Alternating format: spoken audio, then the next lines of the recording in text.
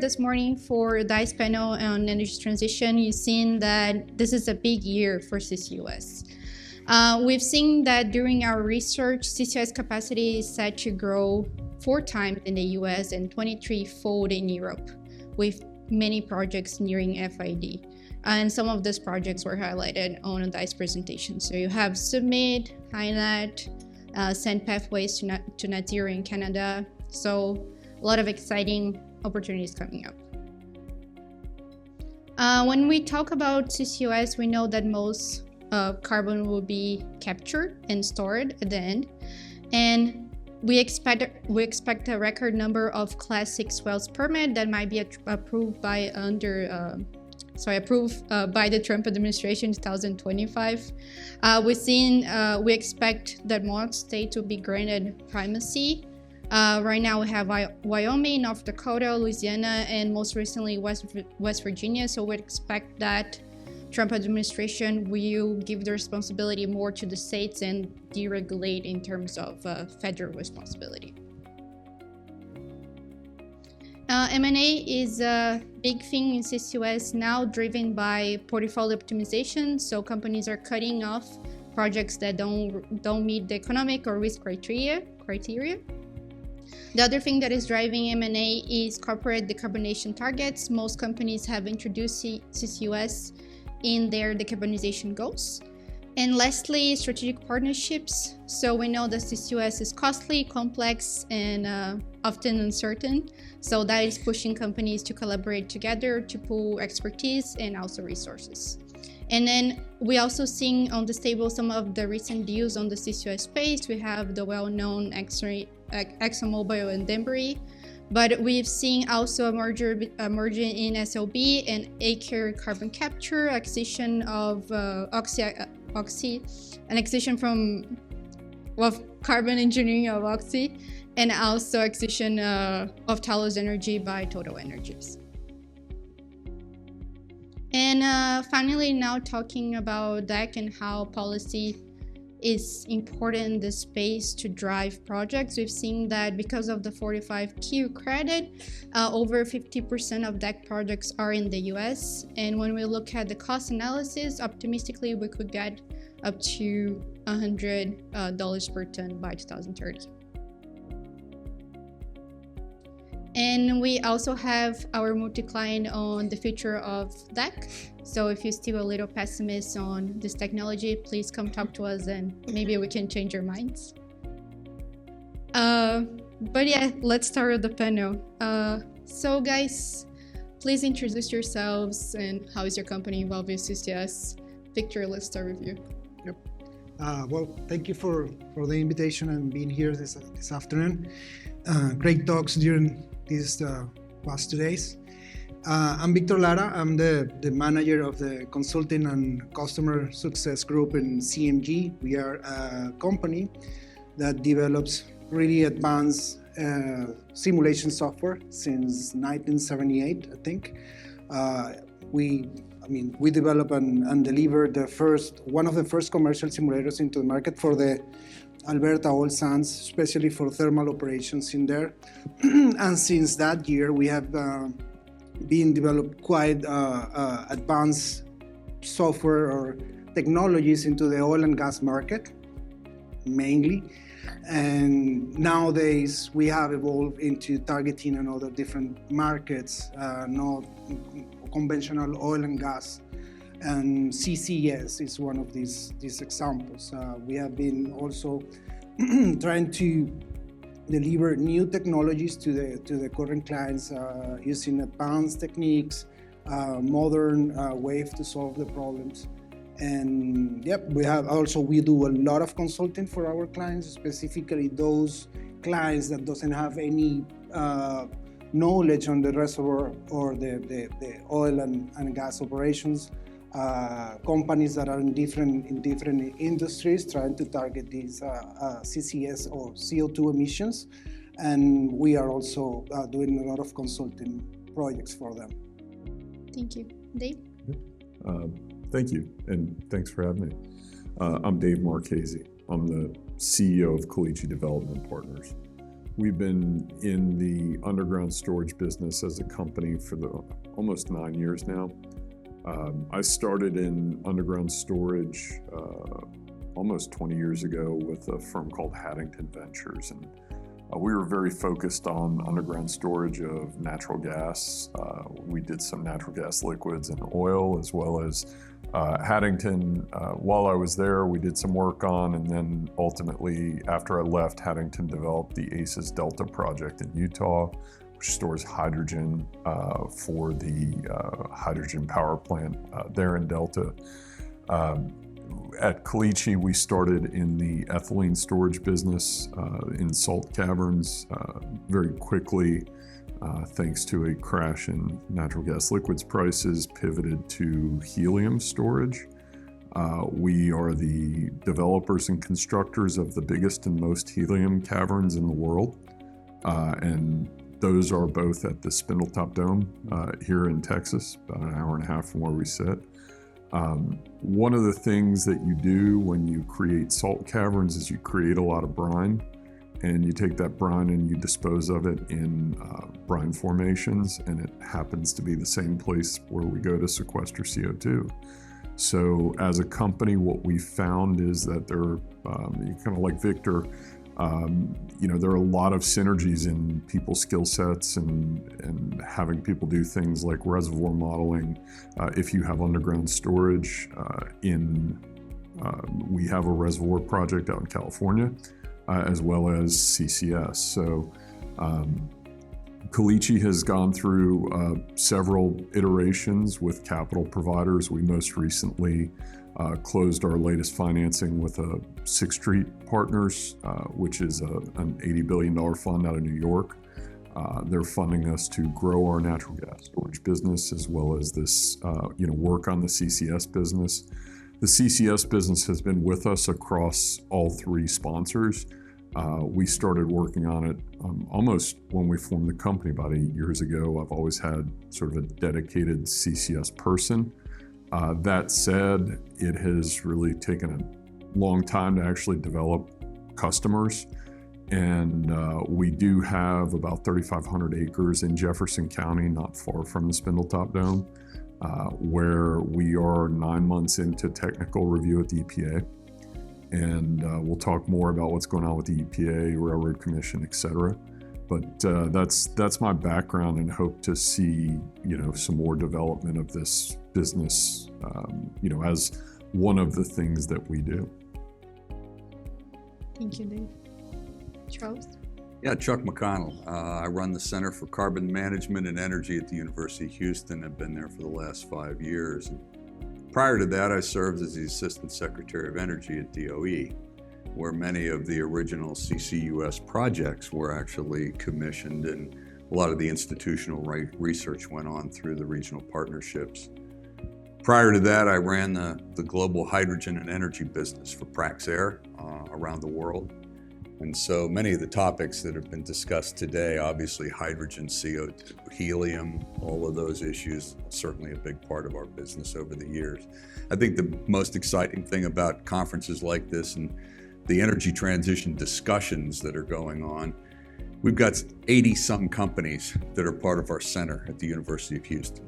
They're all wondering what next in carbon management, and what's the business case, and how do we make this happen? And we believe strongly in one fundamental principle, and it's not about the fuel, it's about the emissions. And if you focus on technologies that can deal with those emissions, then you're actually solving the problem. Really refreshing to hear one of the earlier panelists say, we don't care about the color of hydrogen. Well, colors of hydrogen might be the most nonsensical thing ever invented by professors at a university, I might add. And so, yeah, it's about the emissions. And if you can drive those emissions down, whether it's 5% at a steel mill, which the previous panelist referred to, or whatever it is, it's progress, and that's what we're focused on. And so technology, obviously, the enabler. Thank you. So Dave, I want to start with you. Who are Caliche main clients today? In other words, which industries are interested in storing CO2? So our philosophy is that horizontal pipe does not sequester CO2. And what that means is if you are not close to the ultimate emitter, or I shouldn't say ultimate, we're the ultimate. If you're not close to the initial emitter, your costs will be higher. And so if you think about where we sit, we're about 15 miles from a third of the emissions on the US Gulf Coast. And so we kind of look to go to where the carbon is emitted. Our target customers are in the 500,000 to 2 million ton a year range. We have, Caliche is a company that does what we like to call less for less type projects. So, our 3,500 acres compares to Exxon's 50,000 acres, and I think Talos had 70,000 acres. What we do is we try and match small projects to the right size customers where the economics work. So industries like ethylene oxide is a great example. Ethylene oxide has a, high 80s, low 90% CO2 emissions straight off the back of the plant. So that would be a target customer for us. The way that we structure our contracts is we will pick up CO2 from your fence line for X dollars a ton. You will take care of all tax credits or whatever. We're in the midstream business. We'll do a take or pay contract, typically 12 years. And we can either take that as supercritical CO2 or you can give it to us as gas and we'll compress it. But we found that smaller customer, when I say smaller, 500,000 or 1 million tons a year is still industrial level. But smaller than sort of the large refineries or the air companies who have this on a scale where they're going to take care of their own problem. Thank you. Victor, so how CMG can help Dave, for example? How software modeling can help, just the integrity of CO2 sites? Well, reservoir modeling is a really complicated stuff and job, and we have been evolving in terms of the technology that we have inside the simulators these days. So imagine that when I started in my career, like 22 years ago or something like that, modeling a reservoir of more than 10,000 grid blocks could be something like impossible at that time, right? Now we are talking about modeling millions of grid blocks, reservoir simulation models with millions of grid blocks. Let's say on my day-to-day, on the work that we do for our clients, we mostly work with models that have from 10 to 30 million grid blocks. And that is something that I can solve with my laptop today.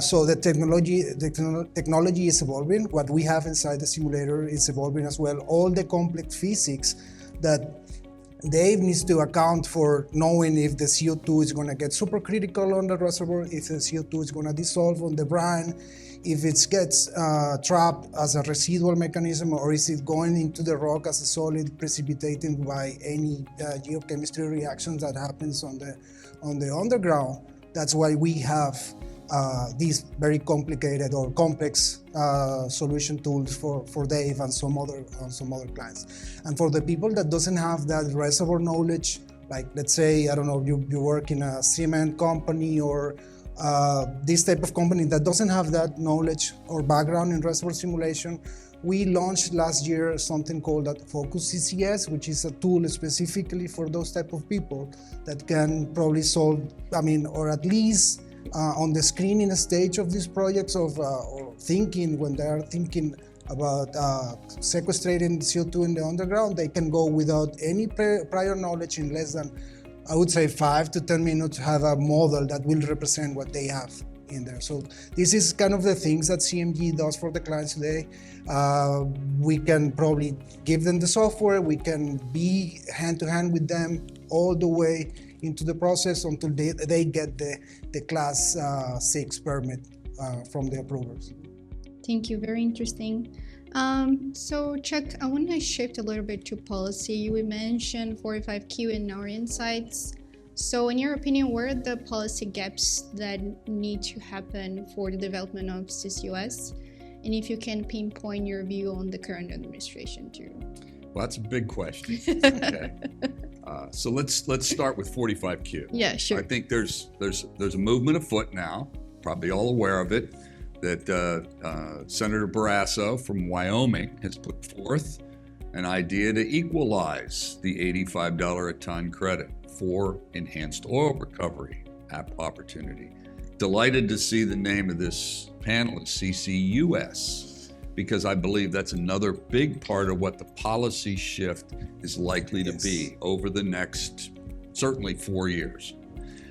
The idea that enhanced oil recovery is a profanity is no longer in vogue.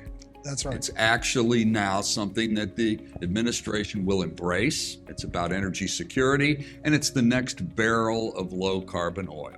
So what could be wrong with that? Well, previous administration didn't feel that way. This one does. So I think that's one thing. Second thing is people talk about, well, we need to increase the 45Q credit. I don't happen to subscribe to that. I believe it's very important that the biggest issue we can address is the whole issue around policy, permitting, and the ability to advance projects on timelines that are certain. Permitting by rule, not by exception. And so these endless conversations that go on in junior highs across the world about people's concerns in areas, et cetera. We have a permitting process, and I believe what will happen is we will advance it by rule.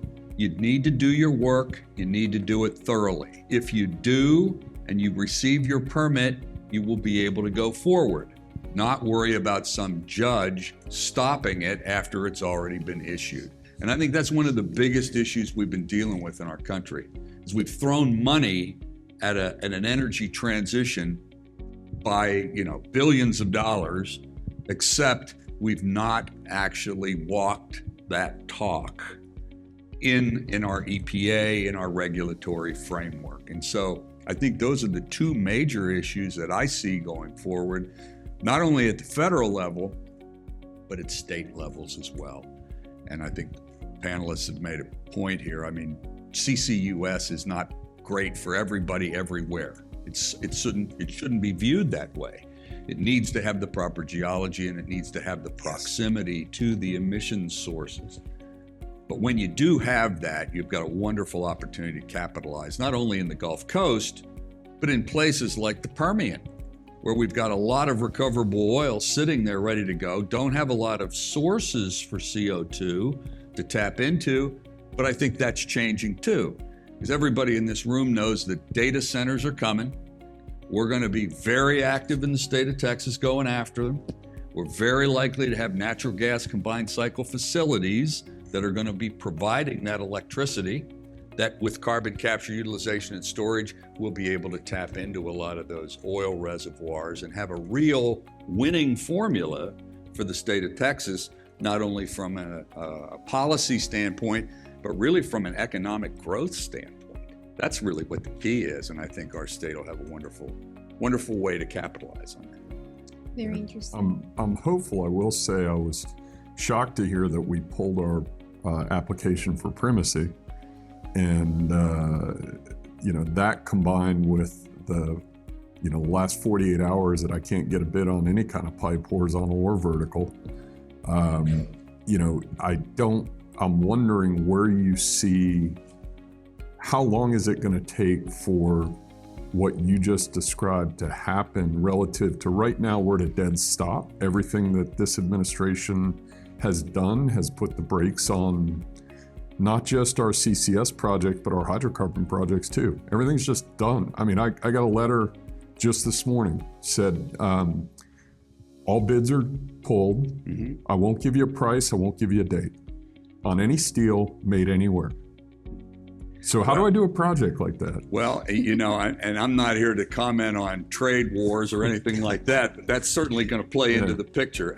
Obviously, I can speak to some of those regulatory issues with the IRA funds. They've all been frozen. Yep. Previous panel talked about hydrogen hubs. I'm here to tell you those hydrogen hubs are about dead in the water because of the process moving forward right now. All funding at NETL and all the other agency groups, they're not releasing any funds at all. Uncertainty, a big issue, certainly. But to your question, I think more specific to Texas, I think we still have a lot of uncertainty within our own governing group within the state of Texas. And I'm not just talking about Democrats versus Republicans, but I'm talking about Republicans and Republicans that don't have the same view about CCUS. TCEQ or Railroad Commission. TCEQ, TexOGA, go down the list, right? There's a big group of uncertainty there that you're speaking to. How long is it going to take to sort out? I don't know. I think we're probably looking at this legislative session being a lot of that conversation. And I believe what will happen is over the course of this year, things will begin to sort out. The primacy thing has been put on hold because the Railroad Commission's got to do some internal work. They're going to bring it back up again. And I think we'll have primacy by the end of the year. Okay.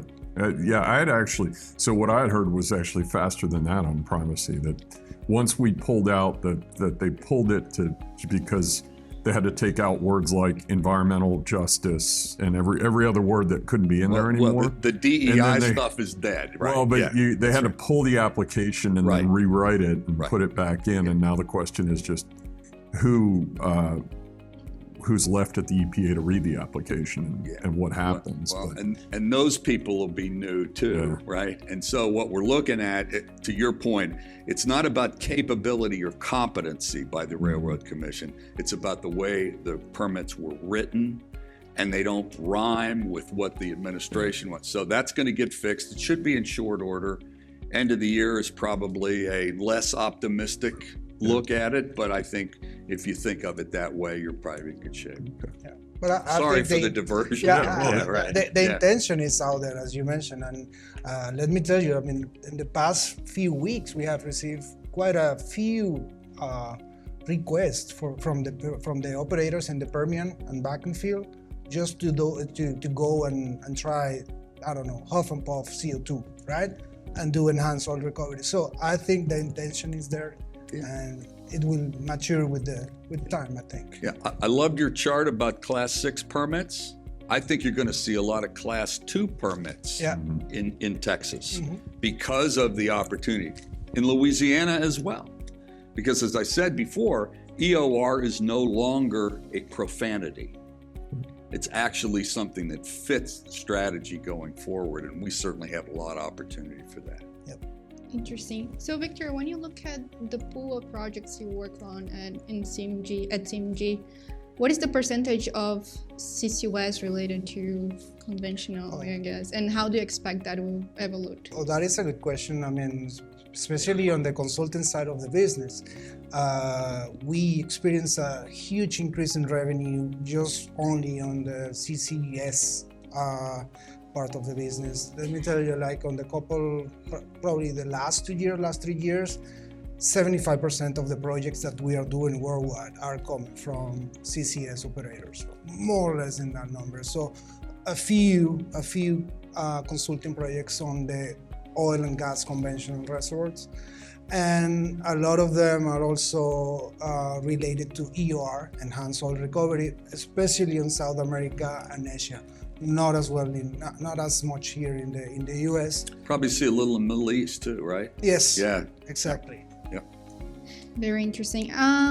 Dave, what really interests me is how is the cost structure for CO2 storage, and how do you see that evolving in 2030, 45, 50, moving forward? Wow, moving forward. So again, I'm a midstreamer. We sign take-or-pay contracts, and our customers can play with tax credits or whatever they want to do. I have a term sheet that I provide, and it's basically our investors are looking for infrastructure-like returns on capital projects that we know how to execute with customers with good credit. And that's the pricing is basically coming from the availability of capital and the cost of the project. 48 hours ago, I knew what the cost of my project is. I don't know now. I think, I know look, last time Trump put tariffs on, my steel costs went up the full 25%. So what we're preparing everybody for is, take everything we just told you, add 25%, that's what it's going to cost you now. And that's across all of our projects. Now, that's short to medium term, but ultimately when you think about what do we do as investors? We invest in, an infrastructure project that, the gross margin is incredibly high. I mean, the cost of running CO2 sequestration after you've built the asset, it's minimal. And additionally, if we go to a permit by rule, which would be fantastic both for underground, for CCS as well as underground gas storage, then you might have what we call in the underground gas storage business sort of this expansion multiple. What happens is if we develop a salt dome for natural gas storage, which we've done, and so we have 2 caverns in service now, I've got a rig drilling 2 more caverns. Those second caverns, because all of the infrastructure's in place and the compressors are there, the control room, the pipeline, the cash flow relative to the investment, it's much higher cash flow for a much smaller investment. That allows us to hopefully bring the costs down to our customers. And with some of the things Chuck talked about, that could create the same thing longer term after we get through this bump. If we have sort of larger projects that can then have incremental expansions that use the assets that are already in place, I do see, some of these costs coming down because of that. Interesting. It's kind of interesting. We've all watched what happened over the past year with the Navigator project in the Midwest. In a situation where 45Q has money all over those ethanol guys. They could have made a ton of money, and they swung and missed because they were planning on building a 1,200-mile pipe. And you would think that your concept of having some storage areas in clusters that can then get aggregated and ultimately create the infrastructure, that must have been a disappointing situation to watch from a midstream point, huh? Well, I tell you what, I mean, those projects are so much bigger than what I do. And it goes to the point, you look at us relative to the rest of the CCUS developers. I mean, possibly Gulf Coast Carbon, closer to our size, but they have a lot of land. But really, it's the majors looking for very large projects that they can use to match against their very large emissions. And then there are just a few of us that do what we've done in the midstream, which is exactly what you said. And this has been my whole career. You build $200 to $500 million assets, and you do that 10 times, instead of building a $2 billion to $5 billion asset that if one thing goes wrong, the whole thing falls apart. Yeah, so you want to hit singles and doubles rather than playing home run derby, right? Yeah. And just from a management team standpoint, for the people, there is a point of diminishing returns on smaller size where I've got to have the same number of people to do a 200 million as well as call it $1 billion project. But as you get to those bigger projects, you actually lose the ability to touch the things that make a difference in the project. So we tend to be lower cost on our construction. We tend to be better on schedule. We tend to be better on, even environmental compliance and those types of things. When you do these, you do little things, do them over and over again. So, yeah. I'm sorry, I've got to ask these guys a question. Go ahead. What do you see the difference between the focus on offshore versus onshore? Because there seems, and I'm sure your clients are looking at both in some way or another. So what's the sort of the yin and the yang around that? Well, in terms of reservoir simulation, I would say for me, it's more or less the same, except for some things here and there on the surface facilities. And we can also try to help them modeling that. We can couple reservoir simulation with surface facility simulation when you're talking about inshore CCS or offshore CCS, right? In terms of the work itself, for me, it's going to be more or less the same. Right? I'm talking about from what I do, right? My type of business. Maybe for you, it's going to be quite a different thing, right? Yeah. So. Yeah. Well, that's my whole horizontal pipe doesn't sequester CO2. Yeah. And if you're going to go offshore, what do you have to do? Build a lot of horizontal pipe. Yep. And then on top of that, I can roll a rig out and drill in the middle of a soybean field. That's a whole lot cheaper than putting a rig on a ship and that level of complexity, everything that has to happen offshore. That said, I do something different than Exxon and Chevron do.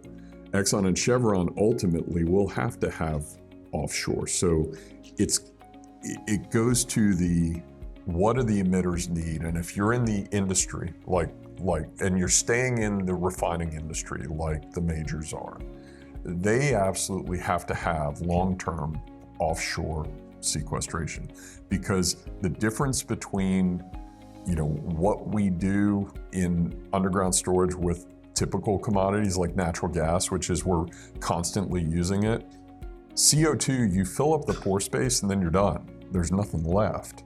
We have multiple zones. We have, I think, 4 or 5 different zones that we can complete in on our current properties, so we could probably do 3 or 4 projects there. But ultimately, if you're going to run a refinery, you need to know that for the next 20 or 30 years, you have a place to put it. And the only place to do that, my view, long-term for those folks, is offshore. But it's not my game. That's their game. Yeah. And what, 10x, 20x cost? I mean, it's incredible. It's quite a lot more. Yeah. Interesting. I'm sorry. It's okay. Victor, have you seen interest of companies in storage, CCUS, CO2 storage offshore too, or is it mainly onshore? Well, I would say that mainly onshore, but now we are seeing more interest on the onshore, offshore type of reservoirs. And again, for us, when we get the geological model in our hands, for us, it's going to be more or less the same, right? It's going to be more complicated and more expensive for the people that is doing offshore.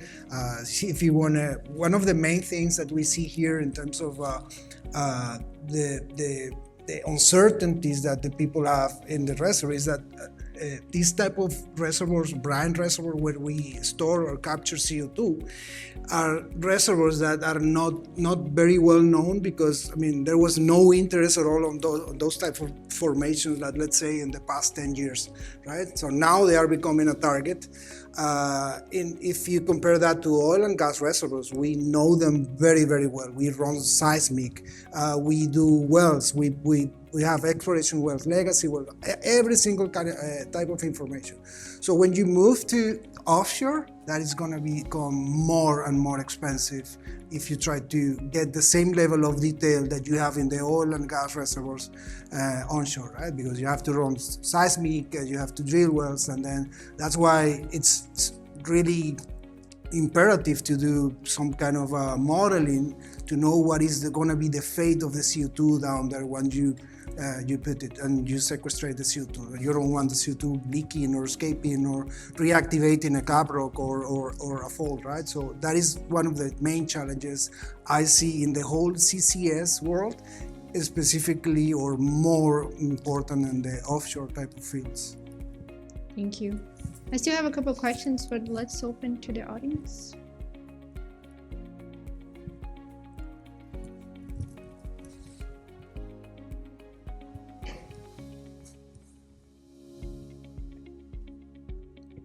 Thank you for the candid discussion. You really charged this room. My question is, still there is not unanimity when it comes to the post-sequestration CO2 liability period. If we see all those 4 states that has primacy, someone is calling for 50 years, someone is calling for 10 years. So is that the risk appetite of each of these states, or something else is driving these differences across these policies? Well, I'll give you my 2 cents on the whole discussion around long-term liability, which was the big bugaboo 3, 4, 5 years ago, right? But what's happened over the period at that time, we have amassed an enormous amount of information and post-injection knowledge that we've been able to get. And so now you have insurance companies like Marsh McClendon that can actually issue long-term liability insurance at a very nominal price, which was astronomically overestimated 5-10 years ago. And everybody was screaming that the states are going to have to take liability and all that kind of stuff. And you don't hear that anymore. And I think it's because of the knowledge that we've created, the intensity of the services, the people that are involved, the knowledge base that we've created in this country, remarkable. And by virtue of that and the knowledge behind it, you can issue those insurance policies now.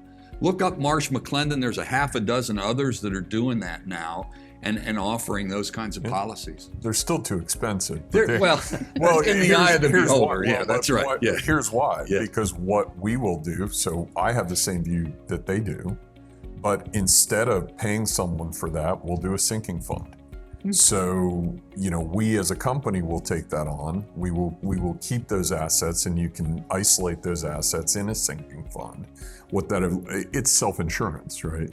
Because even the insurance companies, we think, are overestimating the risk of, once you stop injecting in these, and this goes to, the amount of modeling that we have, but hey, you just think about this for a minute. What are we worried about, right? You're worried about finding, so you have to have a cap, a trap, and a pinch. So you're going to push this in, and the CO2's got to go to the cap, and you've got to have, a trap on the edges, and then those edges have to pinch down so that you keep your CO2 where it's going to be. And what matters is, are there penetrations? Are there, some sort of striations in the rock? But once you're going to find those, think about pouring water into a cup. If the cup's got a hole in it, you're going to know when you pour the water in, not after the water's been sitting in the cup for 10 years. So if I got to pay for insurance for a cup that's been sitting there for 10 years with water in it, and is it going to leak in the next 10? I'd rather self-insure that, and that's the. And if you pull the thread on that argument a little bit further, what better place to go into than an oil reservoir that's been holding oil since dinosaurs, right? And so now it doesn't leak, right? So you move the oil out, you put the CO2 in, and it stays, and bingo, there you go, right? So it's not that complicated. And not only that, depleted oil and gas reservoirs has the pressure already depleted, so it will give you more chances of increasing the pressure by having the CO2 inside. While these new brine reservoirs are at initial pressure, and if you increase the pressure a little bit, just a little bit above the initial pressure, you might have this breakage or leakage of CO2, right? So very interesting. Any more questions? Question. Forgive me, I'm an old drilling engineer and workover engineer, and I'm aware of poor cement jobs in several wells. And do the modeling systems that exist today help cut down on the chances of some migrations through some faults? And I know of an example of a H2S gas finding a new home through a poor cement job up into a well that had communication with the surface. Obviously, that doesn't happen that often, but is there advances along that line to help protect against that? Yes, we do. We can do wellbore modeling and try to capture any type of source of leakage inside the wellbore. Cement is one of the things, but if you see, one of the most important aspects to consider in that type of wellbore failure is the casing itself. Corrosion is going to be a problem, and that is one of the most important topics that we are discussing right now. Once you put the CO2 down there, how do you track the movement of those CO2 molecules all around the reservoir for the next 10, 30 years? And that's what we call the monitoring of the CO2, right? So we thought 5 years ago, 10 years ago, that legacy wells could be used for that type of purpose, but then now we are noticing that these legacy wells are failing, and cement is failing, the casing is failing, and then we have CO2 leakage to some other places that you don't want the CO2 to be there, right? So for the seismic, one of the options for CO2 monitoring in the reservoir, this seems to be quite of a safe model to monitor the CO2.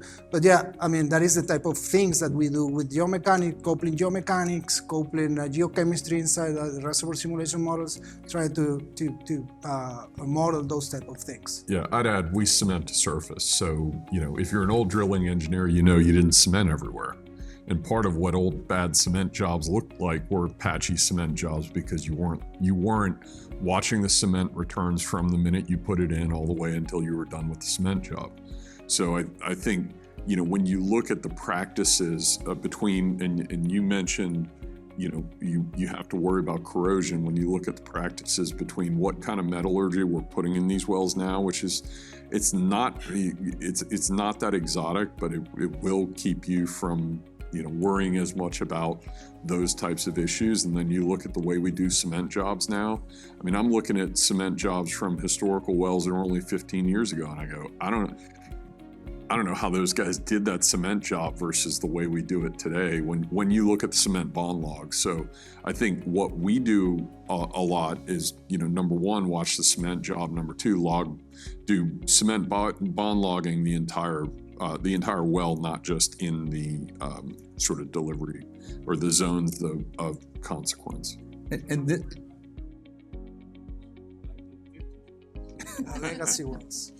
Yeah, got it. Yeah, well, and that's where what you do is you look for places without penetrations, right? So.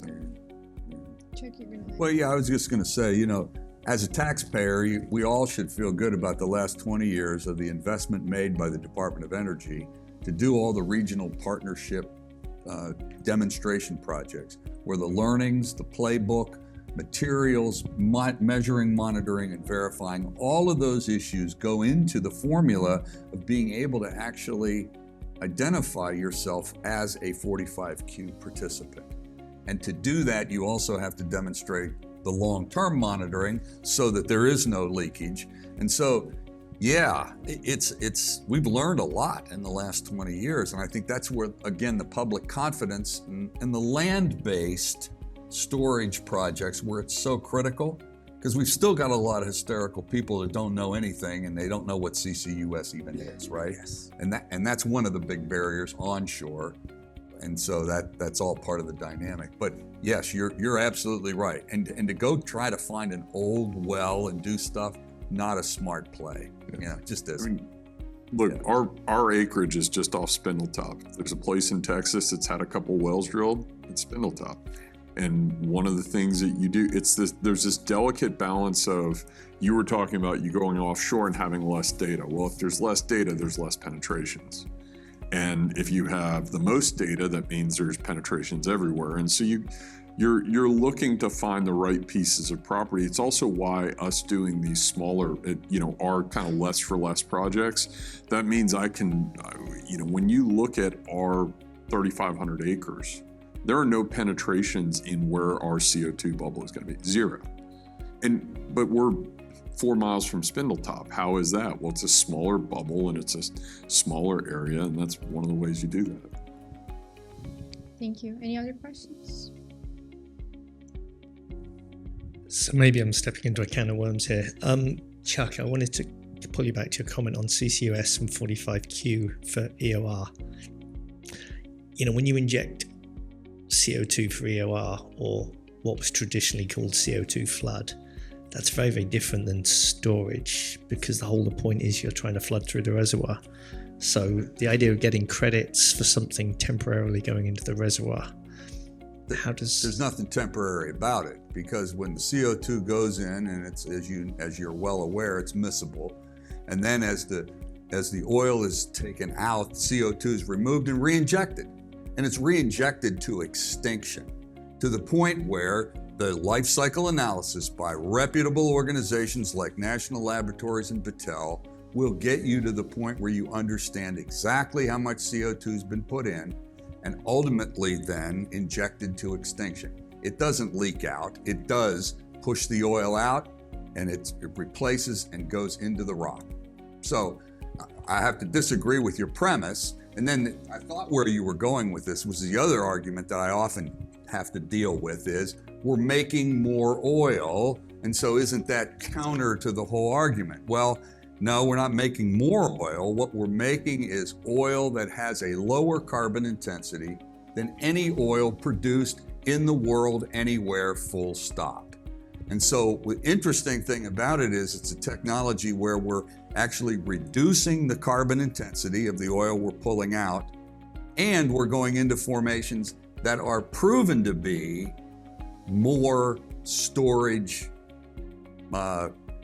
capable, and we know it because it's been that way for centuries. I'm sorry, I didn't mean to jump over your question. No. I guess I was just, there's going to be a whole. It will require a level of LCA analysis and capability development that we don't necessarily have in that business to manage the credit side of it and everything else. I would highly encourage you to take a look at the NETL website, the Battelle Memorial Institute, and all of the work going on in EPA related to Class 2 and Class 6 wells. There's a lot of detail there. Probably not for this group to go into great detail, but I would highly encourage you to look at that. And then guess what? If you're still unsatisfied, give me a call. Come on down to the university and we'll talk. Okay? Let me add you something. I think most of the major oil companies in Latam are doing exactly that. They are thinking already and going into the field for this type of EOR applications like CO2 and miscible flooding type of thing, without any tax incentive or any other kind of incentive. It's just a matter of producing better and increase the recovery factor of the oil reservoirs. And the guys in the Middle East especially running after this, because a lot of natural gas combined cycle facilities for the electricity that's going to be required, putting capture on it and going into those fields that are in decline. Yep. And it's a chance to realize a lot of oil that wouldn't otherwise be realized. Thank you. Any other questions? So Dave, my last question goes to you. What is your perspective on how excited are you with the development of CO2 storage beyond 2030? Beyond 2030? Yes. Yeah, where are we now, and when am I retiring? I don't know. Chuck's up here and he's kicking butt. He's a few years older than me, so maybe I will still be in the business beyond 2030.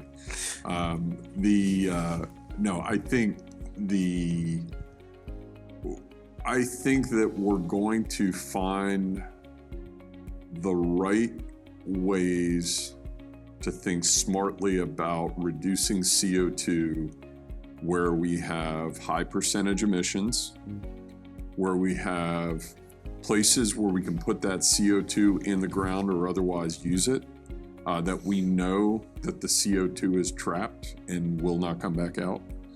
And I think that, broadly, if we can get, as Chuck mentioned, kind of past the sort of, is my permit a permit? I do believe by 2030, we should get to the point where I think as a country, regardless of what administration is there, I think people are hopefully coming to the realization that we're just stopped by this idea that it doesn't matter what your permit says, someone somewhere can pull it away from you.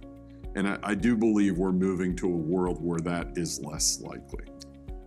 I think, to be fair to the situation, as excited as we all are here about CCUS, how many projects are there right now actually operating?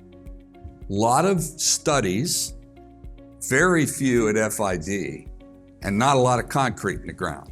So between now and 2030, I think you'll see a number of those projects pick up. So the real momentum, the real rock skipping is going to be in the next decade.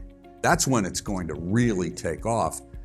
It has to, if we are to meet any of the kind of targets we want to around energy security or climate or whatever lens you want to put on it. CCUS has already been identified by the International Energy Agency, not by the DOE in the US, but IEA, as an essential technology for the rest of this century. And unless we're able to deploy it globally, we're gonna not be able to do the decarbonization that everyone's aspiring to. Victor, would you like to add something on the SIMG side? Well, yeah, I have the same opinion. I think the momentum is increasing, but we are not yet there. We have to invest in research, and that's why CMG, for instance, consider that one of the best partners that CMG has already are the universities.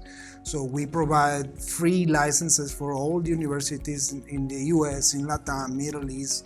So these guys in the universities are the ones that are going to be solving probably some of the complex problems that will appear in the next decade or so. And yeah, for the time being, we just need to be sure that the single molecule of CO2 that we put down there stays there, and nothing like what we saw last year happen ever again. So. Well, and we have to tip our hats to the industries that are putting their money where their mouth is. I mean, you've got Exxon and Chevron have both stood up low carbon solutions organizations, carbon CCUS organizations, etc. These are business units.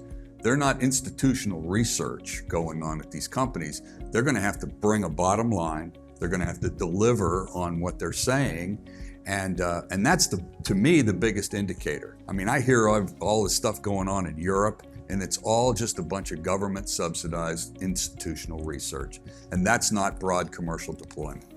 We have an opportunity in this country to do something unlike anywhere else in the world. And at the same time we're talking about this, giant fields are being developed in places like Indonesia, offshore China. The rest of the world's catching up too. And so I think this is a business that you'll see in your generation really be a big part of it. I hope so too. We're at time. I want to thank the panelists today. It was really interesting conversation. We're gonna break now, and we'll come back with the ET infrastructure panel. So please stick with us, and a hand for the panelists.